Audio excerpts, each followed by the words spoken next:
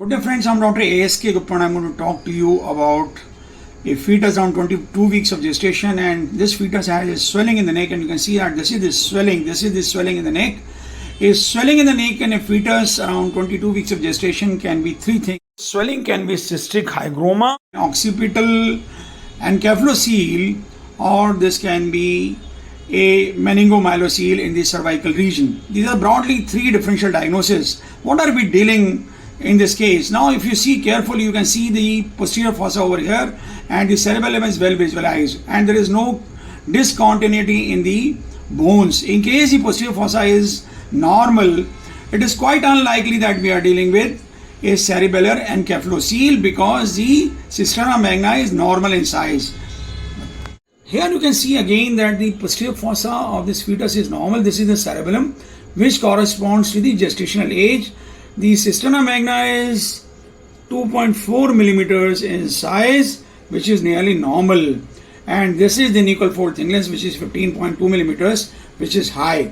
So when the posterior fossa is normal, it is quite unlikely that we are dealing with a case of cerebellar encephalocele. And because the cisterna magna is normal, we can safely rule out the Dandy-Walker syndrome or the Arnold Chiari malformation.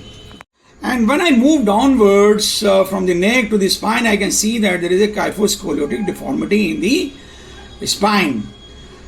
It means we are dealing with something else, and this is the swelling which is extending from the neck to the thorax to the lumbosacral region. It is nearly a large meningomyelocele which is occupying the entire spine.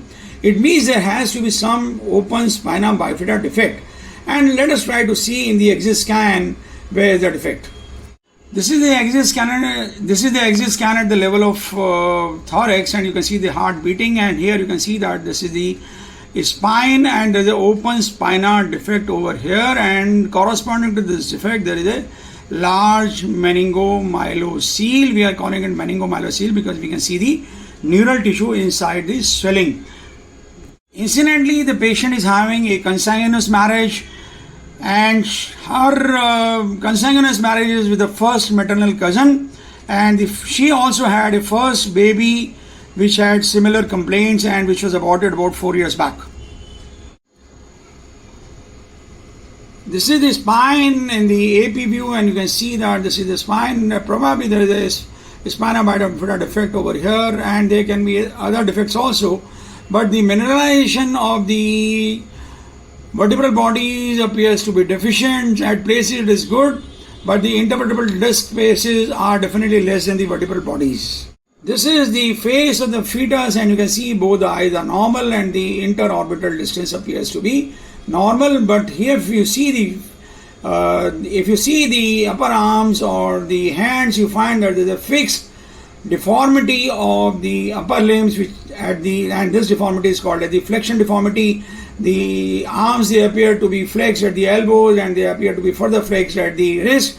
And over the course of examination, we never found that these limbs are mobile. It means that the fetus is having paralysis of the limbs.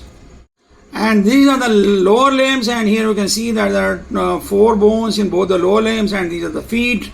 And the feet and the limbs, lower limbs also showed the flexion deformity of the lower limbs, and we could not see these limbs moving during the examination. It means that the fetus is having quadriplegia, which is expected because the fetus is having a spine defect involving the entire spinal cord.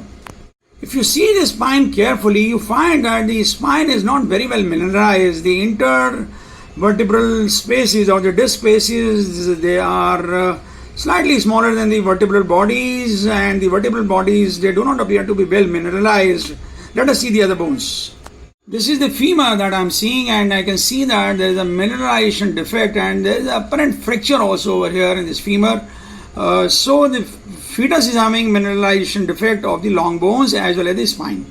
This is the skull, and you can see that the mineralization defect involves the skull bones also. At times, at places, you can see that there are lytic areas, and the mineralization of the fetal skull bones is not as good as is generally seen at 22 weeks of gestation. This I am trying to focus on the lower limb bones, and here you can see that there is a fracture of the tibia and the poor mineralization of the leg bones in both the sides. To the abdomen and the chest, and you find that the chest is smaller than the rest of the abdomen, and there is a small narrow chest for this baby. It is primarily because of the open spine defect and the kyphoscoliosis. This is showing you the 3 vessel cord and the placenta, which are normally developed. One thing more that you see is that the bladder is very well seen. This is the bladder that you can see over here. This is the heart. But the stomach bubble is not very well visualized. It means the fetus is probably not taking much of the water. And that is the reason that this patient, this fetus does not have polyhydramnios, which is expected in the neurological defects. When we try to measure the AFI, we found that the AFI is 15.7, which is normal for this gestation. When we try to measure the humerus length, the tibia length, the fibula length, the radius and the ulna, we found that all these bones, they are adequately long for the gestation and they correspond to the gestational age. So we are not dealing with the short bones, we are dealing with the long bones, but they are not properly mineralized. Showing you the long bones again, and once we deal with the mineralization defects in a fetus, we come to the conclusion of osteogenesis imperfecta, hypophosphatemia, achondroplasia. But as the long bones are normal in length, so achondroplasia is not a possibility, but the osteogenesis imperfecta and the hypophosphatemia, they remain a strong possibility with the underlying genetic cause, and this patient will require a termination of the pregnancy, and in case we can go for the chromosomal studies, we might be able to pinpoint the chromosomal disorders. I hope you like this video. In case you like it, please do subscribe to our channel. Do not forget to press the like button and share the video among large number of our friends so that maximum people can be benefited. Thank you very much.